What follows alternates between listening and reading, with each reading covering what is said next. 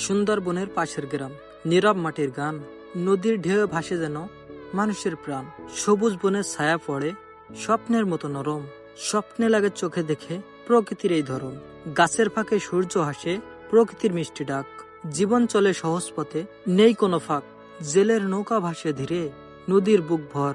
এই বন, এই মানুষ মিশে এক সুরে, সুন্দরবন মানাই মায়া, হৃদয় রাখে জুড়ে। হেই গাইস, আসসালামু আলাইকুম। আমি ইয়াসিন। আজকে যাব আমি সুন্দরবনের পাশে। সেইখানে গিয়ে দেখাবো আপনাদের সুন্দরবনের সৌন্দর্য। এই জন্য আসরের নামাজের পরপরই বেরিয়ে গেলাম সেই উদ্দেশ্যে। সেইখানে যাব আমরা এই মোড়টা দিয়ে। এই মোড়টার নাম মসজিনা মোড়। আর অনেকে এই মোড়টার নাম জানে নতুন রাস্তা, কিন্তু অনেকদিন হলো নতুন রাস্তা ভেঙে পুরান রাস্তা হয়ে গেছে। এদিকে আজকের ওয়েদারটা ছিল অনেক সুন্দর, হালকা হালকা রোদ, বিকেল গড়িয়ে গেছে, এই জন্য সূর্য ডুবো ডুবো ভাব, এজন্য সূর্যটা আরো সুন্দর লাগছে। তবে আমাদের নদী ধারে যেতে হবে, এজন্য একটু দ্রুত করে হাঁটা শুরু করলাম। আর আজকে আমার সাথে আছে নাহিদ এবং জালাল। আমি যেখানে যাই প্রায় জালালকে নিয়ে যাই, বুঝেন তো ছোট ভাই। ওই যে কথাই আছে না, হারি জিতি নাহিলাস, সবে মিলে করি কাজ।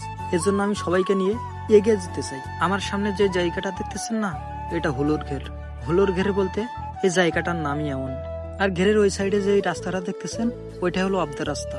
ওর পরেই আছে নদী, তারপরে সুন্দরবন। আর আমরা আজকে যাব ওইখানে। আপনারা সামনে যেটা দেখতেছেন, এটা একটা পাঞ্জাগানা। এক সময় এখানে একটা প্রজেক্ট ছিল, সেটা বন্ধ হয়ে গেছে। তারপর এই পাঞ্জাগানাটা বন্ধ হয়ে গেছে। আমরা হাঁটতেছি এখন মেঠো পথ দিয়ে। মেঠো পথ বলতে মাটির পথ। এই রাস্তাটা একটু বৃষ্টি হলেই কাদা হয়ে যায়, তখন এই রাস্তা দিয়ে চলাচল করা একটু কঠিন হয়ে যায়। আপনারা বলতে পারেন এই রাস্তা দিয়ে কারা চলাচল করবে? ভাই, ওই সাইডে একটা পাড়া আছে, ওইখানে কুলি সম্প্রদায় থাকে, আর তাদের এই পথ দিয়েই চলাচল করতে হয়। আপনারা সামনে দেখতেছেন একটা টল মতো ছোট বাসা।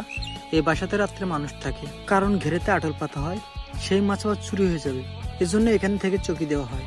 তবে আমাদের গন্তব্য স্থান সুন্দরবন। এই মেঠো পথ পাড়ি দিলেই পৌঁছে যাবো সেইখানেই। তবে আর দেরি করে লাভ কি, চলেন দ্রুত করে সুন্দরবনের পাশে যেতে থাকি। পাড় দিয়ে যায় কুকুর, সামনে আছে কারেন্টের প্লেয়ার। চলেন আমরা দ্রুত করে যাই নদীর পাড়। দেখতে দেখতে আমরা নদীর পাশে চলে আসলাম। এসে দেখি গ্রামের মাছ চাচিরা ফিল্টার থেকে পানি নিয়ে বাসায় যাচ্ছে, কারণ আমাদের নদীতে নোনা পানি, কিন্তু পাশে আছে একটা মিষ্টি পানির পুকুর। যাই হোক, সেটা একটু পরে দেখাই, আগে আপনাদের সুন্দরবনটা একটু ঘুরে দেখাই। আমার বাম সাইডে দেখতেছেন নদী, এখানে আবার নৌকা রাখা আছে। আর ডাইন সাইডে একটা ঘের, দেখেন সেটাও নদী মতো লাগতেছে। এই যে সাইডে নৌকা রাখা আছে, এইটাতে করে নদীতে যায় তারা কাঁকড়া মারতে, মধু কাটতে এবং জ্বালানি সংগ্রহ করতে। আর এইখানে মানুষেরা এইভাবে জীবিকা নির্বাহ করে, কেউ জেলে, আবার কেউ বাওয়ালি। জেলে বাওয়ালিদের নিয়ে কিছু বলার নাই, তারা দিনের পর দিন এই জঙ্গলের ভিতর থেকে মাছ কাঁকড়া মেরে মধু সংগ্রহ করে জীবিকা নির্বাহ করতেছে। আপনারা দেখতেছেন এটা একটা শহর, এখানে যদি একটা বাঘও বসে থাকে, কারো ধরার ক্ষমতা নাই। আস্তে আস্তে এই সাইডটাও জঙ্গলে পরিণত হচ্ছে। এটা আবার আমাদের জন্য একটু ভালো হচ্ছে, কারণ আমাদের পদ্মাটা ভাঙতেছে না। আমি দেখছি বন্যায়, আমফানে আমাদের এলাকাটা একবার তলিয়ে গেছে, সেখানে আর কোনো ফল গাছ নাই।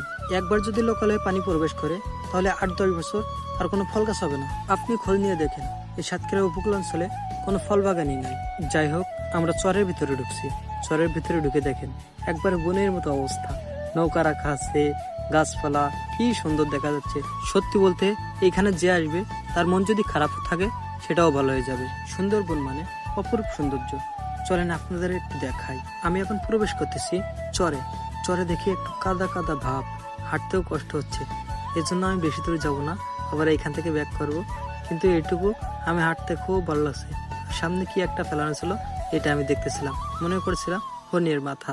এইখানে কিছুক্ষণ থেকে আমাদের বাইরে হতে মন চাচ্ছিল না, তারপরে আমাদের বাসায় ফিরতে হবে, তাই দ্রুত করে বাইরে চলে আসলাম। সত্যি বলতে সুন্দরবন মানে সৌন্দর্যে ঘেরা। আর এই সুন্দরবনের বাইরে হাঁটতে অনেক সুন্দর লাগে, কি সুন্দর বাতাস।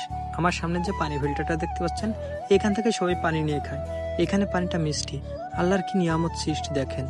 এখানে পুকুরে পানি মিষ্টি, আবার ওই সাইডে নদীর পানি নোনা, কিন্তু এখানে পানি মিষ্টি আছে। এটা হলো পাঞ্জাগানা, আর এটা মহসিন সাহেবের বাসা। আর আমাদের পায়ে এখন কাদা লাগছে, চরে নামছিলাম এই জন্য, তাই আমরা যাচ্ছি পা ধুতে। এই বাসাটা পরিত্যক্ত, এখানে কেউ থাকে না।